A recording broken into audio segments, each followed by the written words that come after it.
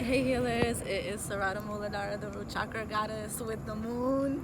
The moon is with me, just so you see. The moon is with me. I wanted to talk to you guys today about shame, fear, and chronic pelvic pain. Yep, they go together. Fear, shame, and chronic pelvic pain.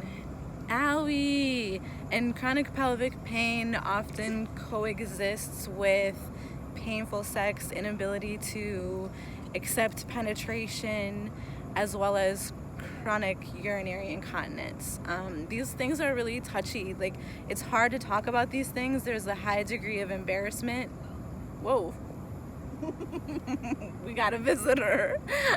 There's a high degree of embarrassment when it comes to talking about these things, but don't be embarrassed, because feel how you feel, be what you be, but at the same time, this is something that so many people deal with, and it's not talked about. And the reason why there's a high degree of shame and embarrassment around it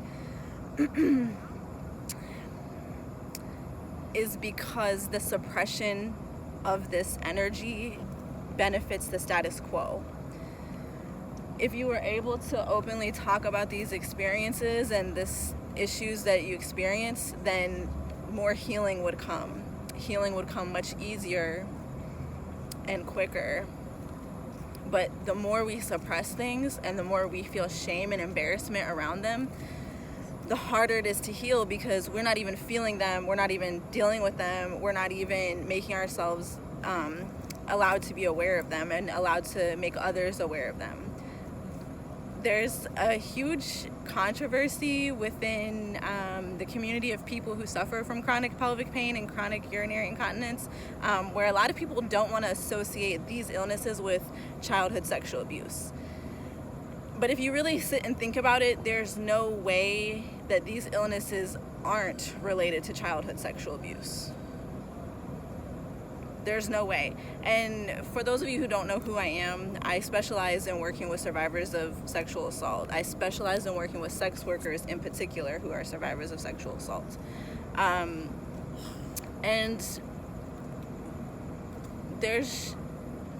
I can't even go that deep into all the layers of this, but just the fact that for sex workers and people who work in the adult entertainment industry, our masculine energy tends to be very high and very active. And usually we are people who have kind of been thrown to the wolves and had to fend for ourselves our entire lives.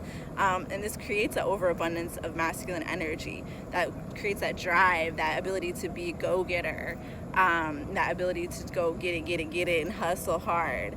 And this is the energy that it's coinciding with feminine beauty, that men love this energy in the club. But outside of the club, sometimes it can be really challenging within our relationships to know how to chill out and relax and receive. So where the fear comes into play is that this is how our bodies work. Like, where our pelvic region is, right behind that is our kidneys. The kidneys hold fear.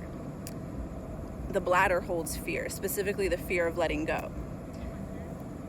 Reproductive organs, they hold the fear of reproduction, of it not being safe to bring children into this world. So I'm not going to make this video too long, because I just really want the people who see it to be able to just sort of think about the things that I've dropped here and take them in and just, muse on them. I'd love to hear your comments on what this is bringing up for you. But I'm going to be diving deeper into this topic. I just launched my new 6-month one-on-one coaching container, Root Lock, and it's for completely banishing the spirit of sexual violence from you and your bloodline. I'm so excited to launch this. This is sacred work that I've been doing on myself for years. And I'm finally ready to open it up to support other people in doing it too. This is the basis of my work: total sexual freedom and personal autonomy, which translates into collective power and personal power. So check out my website, rootchakragoddess.love. As always, make sure you like, comment, share, subscribe, say mashallah, and tell a friend to tell a friend. All right? Peace, healers. Ma salama.